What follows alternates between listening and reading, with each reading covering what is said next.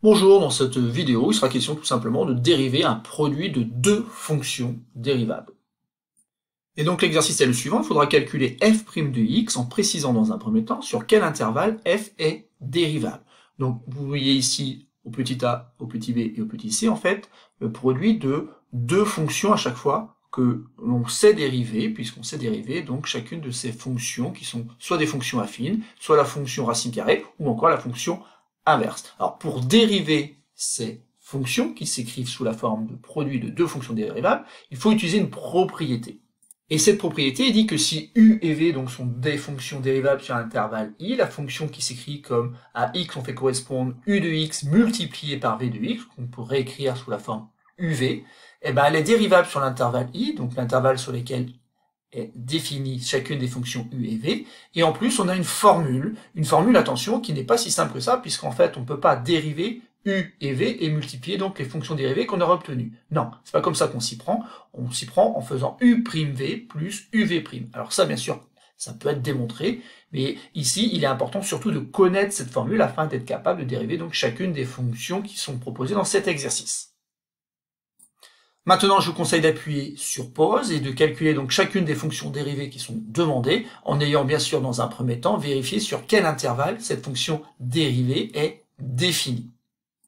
On peut donc passer maintenant à la correction de cet exercice, donc petit a, bon, f de x s'écrit comme finalement le produit de deux fonctions affines. Donc on peut écrire que f est dérivable sur R, tout simplement comme produit de fonctions dérivables sur R. Et maintenant, il ne nous reste plus qu'à expliciter les fonctions u et v. Autrement dit, on peut écrire que f de x s'écrit u de x multiplié par v de x, avec tout simplement u de x qui correspond à la fonction définie par à x on fait correspondre 2x moins 1, et v de x, tout simplement la fonction qui à x fait correspondre 5x plus 8. Ensuite, donc, pour utiliser la formule qui apparaît dans la propriété, il nous faut donc la fonction dérivée de la fonction u. Donc, u' de x, je calcule, et j'obtiens en fait que ça vient 2, puisqu'en fait ici, ça fait 2 fois la dérivée de x, 2 fois 1, plus 0. Et v' de x, lorsque je dérive, ça fait 5 fois 1, autrement dit 5, plus 0, autrement dit la fonction dérivée ici, qui s'écrit v' de x, elle est égale à 5. Et maintenant, il ne me reste plus qu'à appliquer la formule. On a donc pour tout x de R, puisque la fonction est dérivable sur R, et le fait que f' de x s'écrit comme étant u', donc je vais choisir u' ici, donc c'est 2, je vais multiplier donc par v, mais alors attention ici, il faut bien sûr mettre les parenthèses, donc ça fait 2 fois 5x plus 8, plus, le plus qui est là, uv'. Et donc là, c'est pareil, si j'écris ceci, bien sûr que je commets déjà une erreur, puisqu'en fait, c'est u de x multiplié par v' de x, et donc je dois mettre des parenthèses ici. Bon, et après, bien sûr, on va essayer de rendre ça plus joli en développant, donc ça fait 10x plus 16, même chose ici, donc je peux développer en faisant 5 fois 2x, et ça donne à nouveau 10x, 5 fois moins 1, qui donne moins 5. Je réduis, et j'obtiens donc 20x plus 11. Ça y est, j'ai déterminé donc la fonction f', c'est la fonction qui est définie par l'expression à x on fait correspondre 20x plus 11.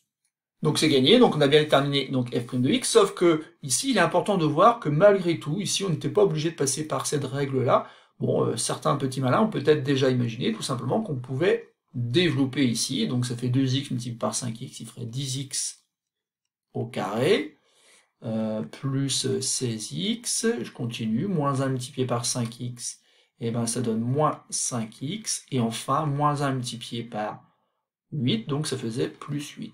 Donc si on réécrit ça de manière plus simple, on a tout simplement 10x au carré, ici plus 11x, plus 8. Et donc si je dérive après en utilisant donc ce que j'ai appris sur la dérivée d'une somme, ça faisait 10 multiplié par 2x plus 11 fois 1 plus 8, mais lorsqu'on dérive plus 8, ça devient 0. Et vous voyez qu'au final, on obtient bien sûr la même chose, puisqu'on obtient bien 20x plus 11.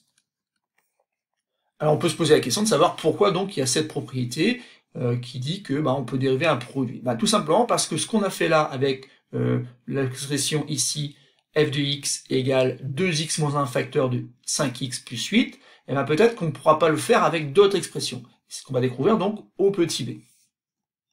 Au petit b, là encore, on a deux fonctions dont on connaît les dérivées. En effet, on sait dériver la fonction kx fait correspondre moins 4x, et on connaît par le tableau des dérivés, donc la fonction dérivée de la fonction racine carrée. Bon, commençons par le début. Le début, c'est de vérifier sur quel intervalle on peut dériver. Donc, moins 4x, donc la fonction qui a x fait correspondre moins 4x, c'est une fonction linéaire, donc celle-ci, on sait qu'elle est dérivable sur R tout entier. Par contre, la fonction racine carrée, elle, n'est dérivable que sur 0 plus l'infini, en excluant 0. Donc ici, on va être obligé d'écrire que c'est dérivable sur R+, et même R+, étoile. Car c'est le plus grand ensemble sur lequel on peut parler donc de dérivée pour chacune des fonctions. Je rappelle que R+, étoile, c'est l'intervalle 0 exclu plus l'infini.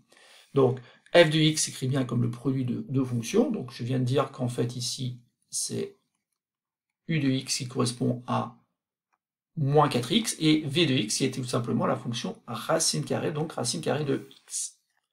Ensuite, donc, je vais pouvoir dériver moins 4x, donc ça fait moins 4 fois 1, donc moins 4, et ici, me rappeler qu'en fait, racine carrée de x, lorsque je dérive, j'obtiens 1 sur 2 racine carrée de x. Ce qui explique pourquoi, en effet, on ne peut pas dériver en 0, puisque cette formule-là n'a pas de sens lorsque x prend la valeur 0, on ne peut pas diviser 1 par 2 racines carrées de 0, ça n'a pas de sens. Donc c'est pour ça qu'il faut bien exclure donc ici la valeur 0.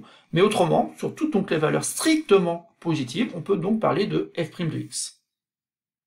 On a donc pour tout x de R plus étoile, donc f' de x, on va l'obtenir en faisant u'v, donc ça fait moins 4 multiplié par v qui est racine carrée de x, plus uv', donc ça fait moins 4x, multiplié par 1 sur 2 racine carrée de x. Ça y est, on a une expression de f' de x qui est valable donc pour toutes les valeurs de x strictement positives. Mais il faut savoir qu'on va pouvoir peut-être améliorer cette expression, tout simplement en écrivant déjà dans un premier temps ici moins 4 racine carrée de x, et surtout en remarquant ici qu'il y a peut-être un petit travail qui permettrait de simplifier cette expression, notamment ici en écrivant que au numérateur, puisqu'on a moins 4x à multiplier par 1, je peux écrire que c'est moins 2 multiplié par 2, afin de voir déjà la simplification qu'il y aura par 2, et en fait il y a x aussi, mais comme on est avec des valeurs strictement positives, x, je peux l'écrire comme étant racine carrée de x multiplié par racine carrée de x. En effet, un racine carrée de x multiplié par racine carrée de x, ça donne bien le x de départ. Et là, du coup, je peux simplifier donc par 2 et par racine carrée de x, encore une fois, parce que je suis sur des valeurs strictement positives. Donc au final, j'ai moins 4 racine carrée de x, et il me reste moins 2 racine carrée de x. Donc tout ça fait simplement moins 6 racine carrée de x. Finalement, l'expression n'était pas si compliquée que ça pour f' de x. Voilà, on va pouvoir passer maintenant au petit c. Donc là encore, le produit de deux fonctions qui est en fait une fonction affine pour commencer. X, on fait correspondre 2x plus 3, multiplié donc par la fonction inverse. Donc on est bien dans le cadre d'un produit de deux fonctions que l'on sait dériver, sauf qu'attention ici, autant la première est dérivable sur R, puisque c'est une fonction affine, autant 1 sur x n'est dérivable que sur R privé de 0. En effet, ici, il faut enlever le nombre 0 pour obtenir donc l'ensemble sur lequel est définie la fonction inverse, mais aussi l'ensemble sur lequel on peut dériver. Donc la fonction f est dérivable sur R étoile, comme produit de fonctions dérivables sur R étoile. Alors R étoile, je rappelle que c'est moins l'infini, 0 exclu, union, 0, plus l'infini. Bon, il est plus commode de parler du coup de R étoile. Donc on est vraiment sur la réunion de deux intervalles, moins l'infini, 0 exclu, et 0 exclu, plus l'infini. Ensuite, sur cet ensemble-là, on va donc pouvoir parler de la fonction dérivée. Pour cela, dans un premier temps, on va expliciter donc une fonction u de x et v de x. U de x, c'est 2x plus 3, et v de x, donc c'est la fonction inverse. U' de x, ben, c'est toujours pareil, hein, ça fait 2 fois 1, donc 2, et v' de x, donc la fonction dérivée de la fonction inverse, alors attention, il faut la prendre, c'est moins 1 sur x au carré. Et maintenant, donc pour tout x de l'intervalle moins l'infini, 0 exclu, union 0 plus l'infini, on va donc pouvoir exprimer f' de x en faisant toujours la même chose, donc u' qui vaut 2, multiplié donc par v, qui est la fonction donc inverse, donc 1 sur x, plus uv', donc ça fait, alors attention, il faut mettre les parenthèses, 2x plus 3 multiplié donc par moins 1 sur x au carré. Voilà, donc on a une première expression, bon, on va essayer de rendre ça un peu plus simple, donc ça fait 2 sur x ici, moins 2x sur x au carré. Ensuite, je fais faire 3 fois moins 1 sur x au carré, donc ça fait moins 3 sur x au carré. Bon, et puis ça se passe pas trop mal, puisqu'en fait, ici, ça fait 2 sur x, et puis ici, en fait, j'ai 2x sur x au carré.